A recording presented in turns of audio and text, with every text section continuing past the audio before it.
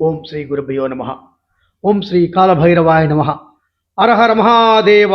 శంభో శంకర. నా తల్లులకు, నా చెల్లెమ్మలకు, నా సుధులకు మహాదేవుని యొక్క సంపూర్ణ ఆశీస్సులు.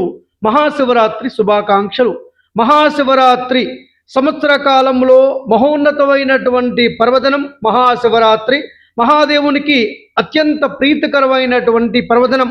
ఈ యొక్క మహాశివరాత్రి పర్వదినాన మనం చేసేటటువంటి పూజ, జపం, అభిషేకం, హోమం, ఆరాధన, సమస్తమైనటువంటి వ్యవహారాల వల్ల మన నిత్య జీవితంలో మనం ఏ అభిష్టం సిద్ధించాలని కోరుకుంటున్నామో ఆ యొక్క సర్వాభీష్టాలను సిద్ధింప చేసుకునేటటువంటి మహోన్నతమైనటువంటి దివ్యానుగ్రహ శక్తిని పొందగలమని మనకు మంత్రశాస్త్రము సమస్తమైనటువంటి మహాగ్రంథాలు తెలియచేస్తున్నాయి.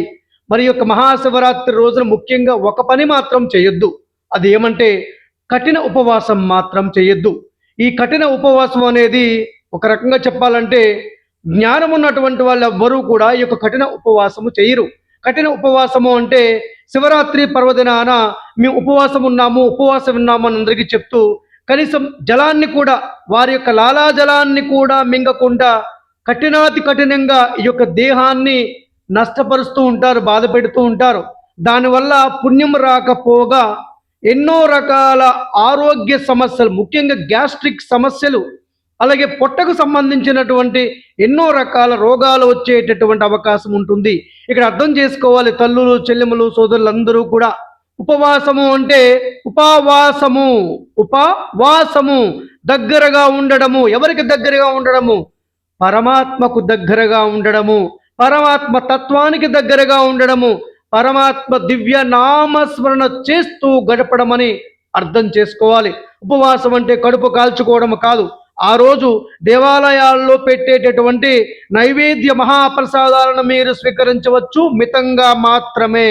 అలాగే ద్రవ పదార్థాలను, గోరువెచ్చని నీళ్లు, పాలు, మజ్జిగ, పండ్ల రసాలు, తేనె, నిమ్మరసం నీళ్లు, అలాగే లవంగా నీళ్లు, యాలక నీళ్లు, బెల్లం కలిపిన నీళ్లు, శక్తి కోసం దేహానికి శక్తినిస్తూ ఉండాలి. దేహాన్ని మలమల మాడిస్తూ ఉంటే మనం ఏ విధమైనటువంటి ఆరాధన చేసేటటువంటి అవకాశం ఉండదు.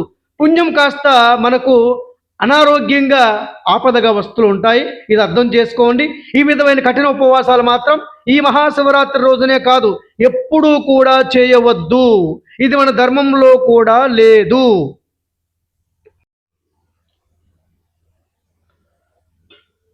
నా తల్లులకు, నా చెల్లెమ్మలకు, నా సోదరులకు నేను మరీ మనవి చేస్తూ ఉన్నాను. ఎప్పుడూ కూడా మీ జీవితంలో కఠినమైనటువంటి ఉపవాసం మాత్రం ఎప్పుడూ చేయకండి.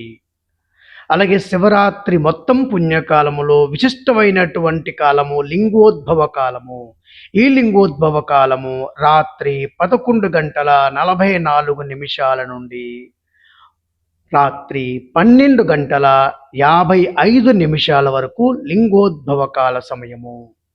ఈ సమయంలో అంటే ఈ సమయానికి ముందే మీరు పుట్టమట్టిని తీసుకొని వచ్చి పుట్టమట్టిలో కొద్దిగా ఆవు పాలు, కొద్దిగా ఆవు నెయ్యి కలిపి ఒక ముద్దగా తయారు చేసి ఆ ముద్దను మీరు శివలింగం ఆకారంగా కింద ఒక తమలపాకు పెట్టి ఈ యొక్క లింగాకారం తయారు చేయండి. ఈ యొక్క శివలింగాన్ని మీరు ఏదైనా ఒక బేసన్లో పెట్టుకొని ఆ బేసన్లో ఏదైనా ఒక పళ్ళెం బోర్లించి ఆ బోర్లించిన పళ్ళెం పైన ఈ యొక్క శివలింగాన్ని పెట్టుకోండి. మీ అనుకూలతను బట్టి మీరు చేసుకోండి.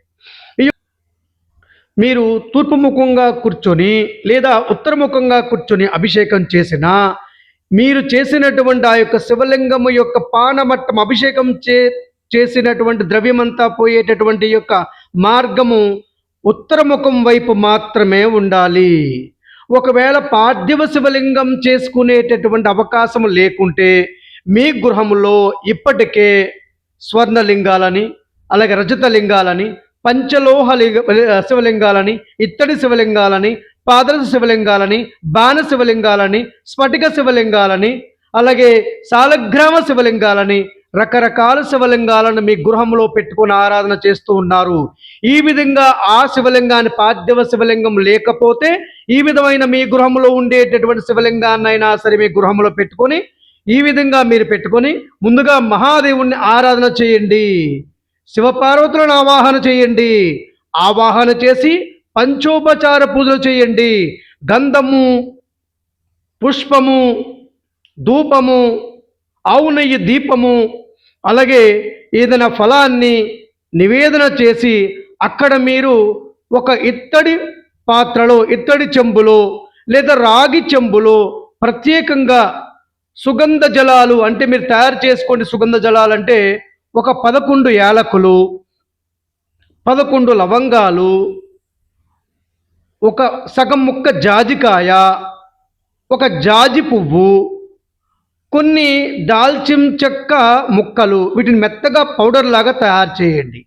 పౌడర్ లాగా తయారు చేసి ఆ ద్రవ్యాన్ని ఇత్తడి చెంబులో కానీ రాగి చెంబులో కానీ పెట్టుకొని ఉద్ధరణితో ఈ 3 వేళ్లను ఉపయోగిస్తూ ఓం నమ శివాయ అనేటటువంటి పంచాక్షరి మహామంత్రం మీరు, మీ జీవిత భాగస్వామి, మీ పిల్లలు అందరూ కూడా ఆ శివలింగం చుట్టూ కూర్చొని అభిషేకం చేయండి. ముందుగా పిల్లలకి ఇంపార్టెన్స్ ఇవ్వండి. పిల్లలకు మన యొక్క ధర్మం యొక్క శక్తిని, మన యొక్క ఆచార సంప్రదాయాలను, మన భక్తి తత్వాన్ని, మన యొక్క పూర్వీకులు పాటించినటువంటి సాంప్రదాయాలను వారికి తెలియచేయాలి. కాబట్టి పిల్లలతో కూడా ప్రప్రదంగా ఈ పూజను ఆరంభింపచేయండి. వారిని ముఖ్యంగా ఈ యొక్క లింగోద్భవ కాల సమయంలో మహాదేవుడి యొక్క అభిషేక సేవలో పిల్లలకు ఎక్కువగా ప్రాధాన్యతనివ్వండి, వాళ్ళకి నేర్పండి. అలాగే అభిషేకం చేస్తున్న సమయం అంతా కూడా మీ గృహమంతా ఓం నమ శివాయ అనేటటువంటి పంచాక్షరి మంత్రంతో మారుమోగాలి. 12 గంటల 55 నిమిషాలు, అంటే సుమారుగా 1 గంట 11 నిమిషాలు సమయం చెప్పాను. అంతకంటే మీకుండేటటువంటి వెసులుబాటును బట్టి, ద్రవ్యాన్ని బట్టి, మీ శ్రద్ధను బట్టి, మీకుండేటటువంటి సమయాన్ని బట్టి, మీ శక్తిని బట్టి గంట, 2 గంటలు, 3 గంటలు, 5 గంటలు మీ శక్తి కొలది అభిషేకం చేయండి. ఇదే కాకుండా ఆ సమయంలో మీరు మీ యొక్క గురువుల దగ్గర నుంచి ఏదైనా మంత్రాన్ని ప్రత్యక్షంగా కానీ పరోక్షంగా కానీ మీరు స్వీకరించి ఉన్నట్లయితే, లేదా మీడియా మాధ్యమాలలో, యూట్యూబ్ ఛానల్స్లో ఏదైనా మంత్రం, లేదా పుస్తకంలో చూసిన ఏదైనా మంత్రం ఉంది అంటే ఆ మంత్రము కూడా జపం చేస్తూ ఈ ద్రవ్యముతో మీరు స్వామివారికి అభిషేకం చేయండి. అభిషేకం చేసిన తర్వాత ఆ యొక్క అభిషేక ద్రవ్యాన్ని కొద్దిగా మీరు ఒక ప్లేట్లోకి, ఉద్దరణలోకి తీసుకోండి. ఇది తీర్థంగా స్వీకరించవచ్చు. తరువాత కొద్దిగా ఒక స్పూన్ విభూదిని అదే పాత్రలో కలపండి, విభూది జలంగా తయారు చేయండి.